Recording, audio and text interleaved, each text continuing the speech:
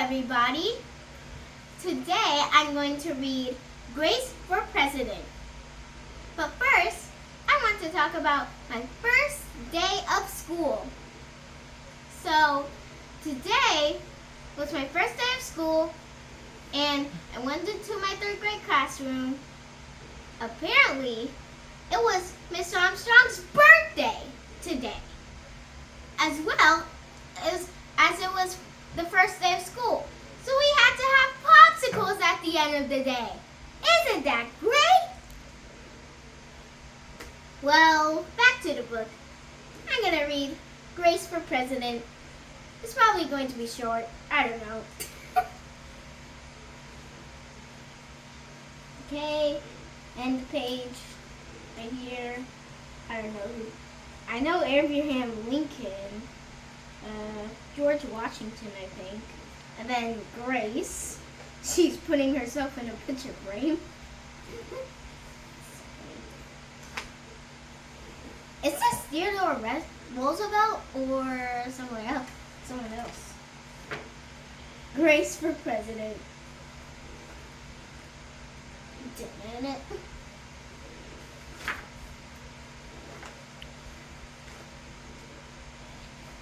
One Monday morning in September, Miss Barrington rolled out a big poster with all of the president's pictures on it. Grace Campbell could not believe her eyes. "Where are the girls?" she asked.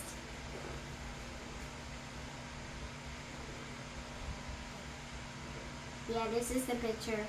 Please comment it on the comments.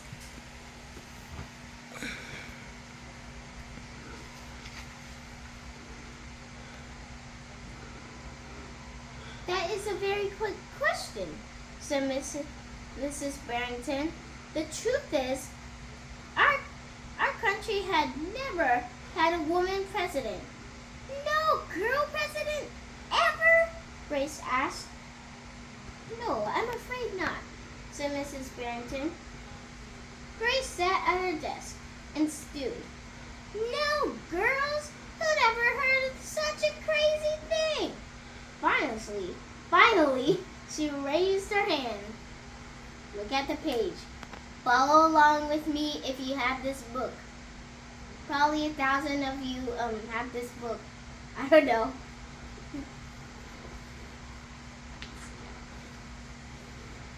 "Yes, Grace?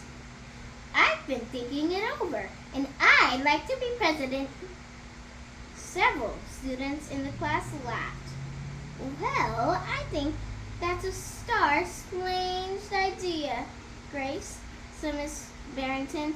"In fact, we can have our own election right here in Woodrow Wilson Elementary." The snickering in the room stopped. Grace smiled. "Would anyone else want to run for president?" Mrs. Barrington asked the class. Nobody raised their hand. Becoming president was going to be easy, Grace thought. The next day, Miss Barrington made an announcement. "In the name of democracy, I have invited Mr. Waller's class to join our election. The class has nominated Thomas Cobb to be the president candidate." Grace's heart sank. Thomas was the school's spelling bee champion. His experiments always took a blue ribbon at the science fair, and he was captain of the soccer team. Becoming president wasn't going to be so easy after all, Grace thought. I will not turn the page without showing y'all the page.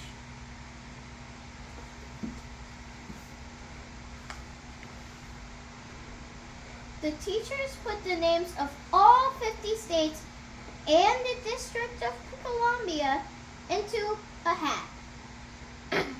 Everyone except for Grace and Thomas got to choose a state.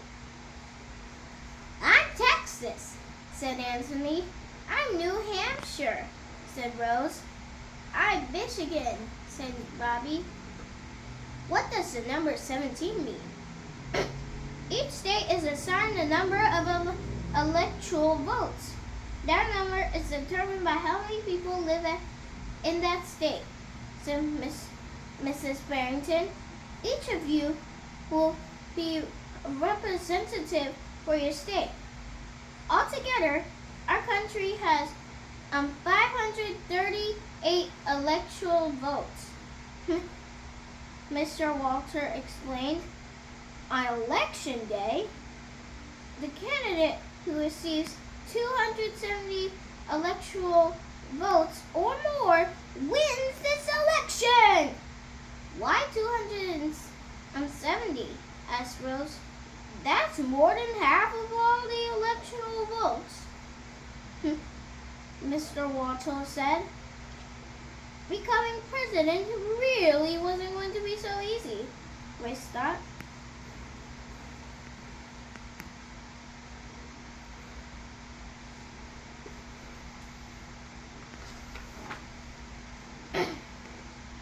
Grace came up with a campaign slogan. Make history. Vote Grace Campbell for president. Thomas came up with his own campaign slogan. Vote for Thomas Cobb, the best man for the job. Grace listened to what issues were important to the students, and she made a list of campaign promises. A peaceful school, no bullies, a clear school, no littering, better hot lunches, no more fish stick tacos. Thomas made up his own list of promises. Free tutoring, free soccer lessons, fish stick tacos every week. Who eats fish stick tacos? I just wanted to say that. Grace made campaign posters and buttons. Thomas made posters and buttons too. Let me show y'all this picture.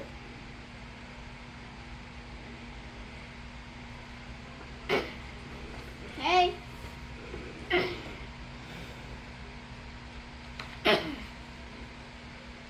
Each week, the teachers set aside time for the candidates to meet with their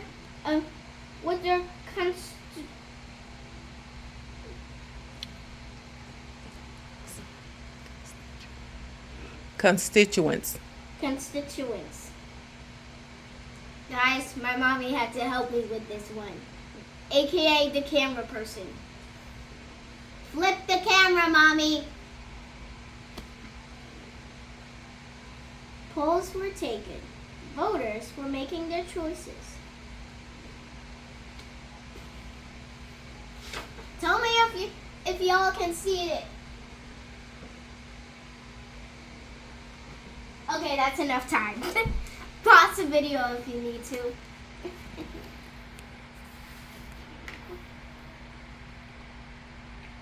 Grace continued to campaign.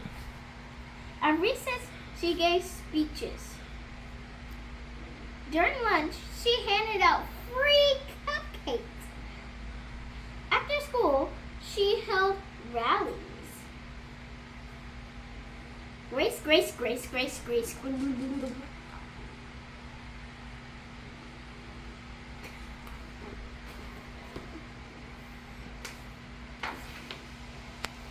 Meanwhile, Thomas wasn't brave. He had cleverly calculated the boys held slightly more electoral votes than the girls. At recess, Thomas studied his spelling words. During lunch, he worked on his latest science experiments. After school, he played soccer. Even before the election, Grace made good on her promises. She joined the safety squad, she organized the school beautification committee, and she volunteered her time to the school cafeteria.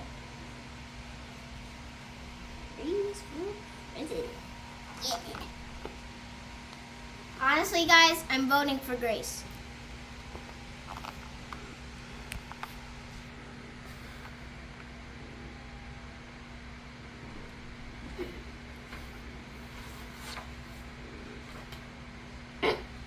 In early November, Woodrow Wilson Elementary hosted a special Election Day assembly. Grace and Thomas took their places on stage as the school band began to play. Henry was the first representative to approach the microphone. The Yellowhammer State of Alabama cast its 9 electoral votes to Thomas Cobb. Letcher said, the last frontier state of Alaska cast its 3 electoral votes for the best man at the job, Thomas Cobb. Hannah called out, the Grand Canyon State of Arizona cast its 10 electoral votes for Grace Campbell. And so it went. State after state after state cast their electoral votes. The scoreboard in the gymnasium kept track of the totals. The voting demonstration was quickly coming to an end. Clara approached the podium. The Badger State of Wisconsin cast its 10 votes to my best friend, Grace Campbell. Grace looked at the scoreboard. Thomas had 268 electoral votes. She had 267. There was only one state still unaccounted for. Wyoming. Wait, I forgot to show you.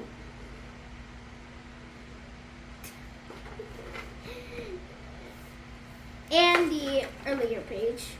Let me show you. Okay? Pause if you need to.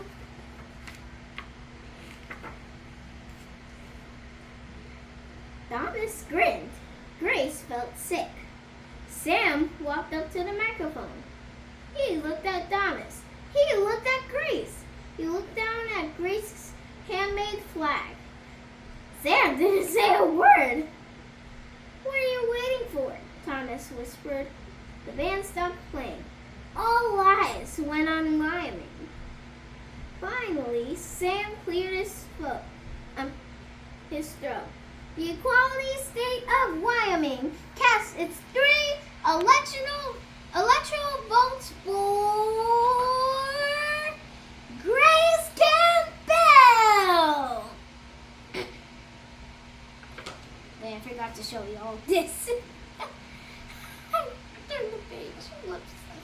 Okay. Even though I haven't read this page, I will show you this page. Pause if you need to. The gymnasium erupted in loud cheers and a few boos. Why is there any boos? Why?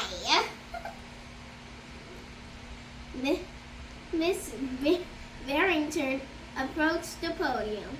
With 270 electoral votes, the winner is Grace Campbell. Thomas looked stunned. Grace hugged Sam. Why did you do it? She asked. Sam handed Grace his flag. Because, he said, I thought you were the best person for the job. The following week, the students in Mrs. Barrington's class were preparing for the Career Day presentations. Grace volunteered to go first. She stood at the front of the room and glanced at the posters still hanging on the wall. My name is Grace Campbell, and when I grow up, I'm going to be President of the United States. This time, everyone believed that she would.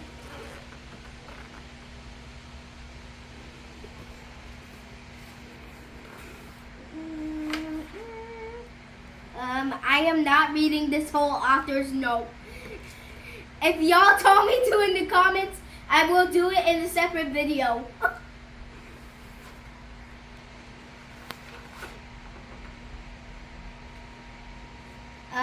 And then this she added her face in there, I guess. I don't know. I guess this is the end of the book, guys.